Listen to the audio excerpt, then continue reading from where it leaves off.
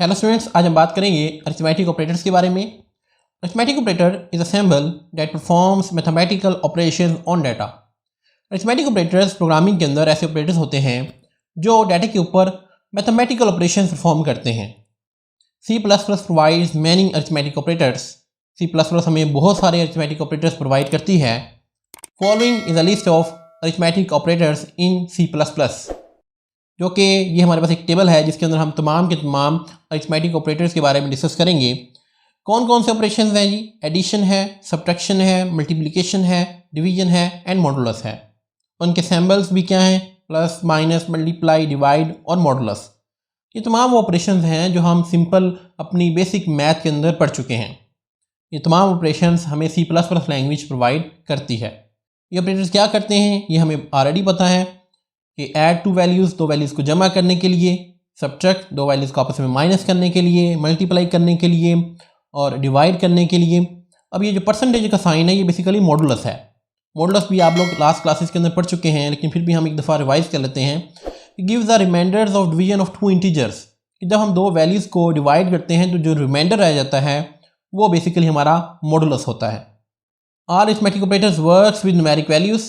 ये तमाम के तमाम जो ऑपरेटर्स हैं ये न्यूमेरिक वैल्यूज़ के साथ काम करते हैं। एग्जांपल देखते हैं जी कि सपोज हमारे पास A की वैल्यू 10 है और B की वैल्यू 5 है, तो हम उसके ऊपर ये प्लस, माइनस, मल्टीप्लाई के ऑपरेशन परफॉर्म कर सकते हैं। तो ये आपको करने आते हैं। और नेक्स्ट हमारे पास है इसी तरह से A divided by B, A modulus B। ये मॉडुलस B को देख लेते हैं कि जब हम 10 को 5 पे डिवाइड करेंगे तो हमारे पास जो रिमाइंडर रह जाएगा वो 0 रह जाएगा। तो A मॉडुलस B का जो आंसर आएगा वो क्या आएगा? वो 0 आएगा। Some important points about modulus operator are as follows. अब प्रोग्रामिंग के अंदर मॉडुलस ऑपरेटर्स के कुछ हमें पॉइंट्स याद रखने ज़रूरी हैं। वो क्या हैं? Modulus operator is also called reminder operator. Modulus operator को हम रिमाइंडर ऑपरेटर भी कहते हैं। The modulus operators works only with integer values. याद रहे प्रोग्रामिंग के अंदर मॉडुलस ऑपरेटर हमेशा सिर्फ इंटीजर वैल्यूज़ के साथ काम करता है।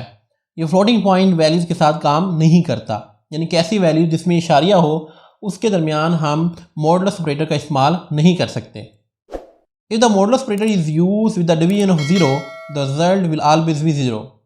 अगर हम किसी चीज़ को 0 से मॉडुलस लें तो उसका जो आंसर आएगा वो हमेशा 0 आएगा, ये भी आपने याद रखना है। और लास्ट पे, in an expression like 3 modulus 5, 3 is not divisible by 5। देखिए 3 मॉडुलस 5 यानी कि 3 को 5 पे डिवाइड करना है, लेकिन 3 क्योंकि छोटी वैल्यू है इसलिए 3 डिवाइड नहीं हो सकता। अब यहाँ पर होगा क्या कि ऊपर वाली जो भी छोटी वैल्यू है वो उसका आंसर होगा, यानी कि 3 मॉडुलस 5 का आंसर क्या होगा? 3, क्योंकि 3 छोटी वैल्यू थी और 5 बड़ी वैल्यू थी। इस तरह की स्टेटमेंट के अंदर हमेशा जो छोटी वैल्यू होगी वो इसका आंसर होगा। इस तरह से बात करते हैं वर्किंग ऑफ डिवीजन ऑपरेटर्स। कि प्रोग्रामिंग के अंदर जो डिवीजन ऑपरेटर है वो भी कुछ डिफरेंटली बिहेव करता है। The manipulation of division operator is different from other operations. Division operator दूसरे ऑपरेटर्स की निस्बत थोड़ा मुख्तलिफ है। The result of division operator is always an integer if divisor and divided are integer।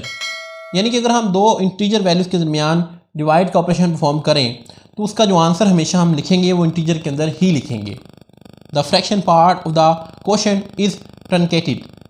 अगर कोई आंसर के अंदर इशारिये वाला हिस्सा आता भी है तो उसको हम एलिमिनेट कर देंगे, उसको हम स्किप कर देंगे। एग्जाम्पल देखते हैं। For example, the result of 7.0 divided by 2.0 is 3.5। क्या हम अगर 7 और 2 को डिवाइड करें तो आंसर हमारा आता है 3.5। लेकिन अगर हम 7 डिवाइडेड बाई 2 करें, यानी कि 7 भी इंटीजर है और 2 भी इंटीजर है, तो आंसर तो 3.5 आएगा। लेकिन हम क्या लिखेंगे? आंसर हम लिखेंगे 3.5 वाले हिस्से को हम स्किप कर देंगे। क्यों? क्योंकि ये दोनों इंटीजर वैल्यूज़ हैं। तो प्रोग्रामिंग के अंदर जब दो इंटीजर वैल्यूज़ को हम डिवाइड करते हैं तो आंसर उसका भी इंटीजर आता है, हम इशारिया नहीं लिख सकते। तो इसलिए हमेशा जब आप दो इंटीजर वैल्यूज़ को डिवाइड करेंगे तो उसका आंसर आपने हमेशा इंटीजर में ही लिखना है। तो ये हमारे पास थे अरिथमेटिक ऑपरेटर्स। हमने बात की कि अरिथमेटिक ऑपरेटर्स C++ लैंग्वेज के अंदर किस तरह से वर्क करते हैं। आई होप आपको क्लियर हो गया होगा। आज के लिए इतना ही, मिलते हैं नेक्स्ट लेक्चर के अंदर। Thank you very much.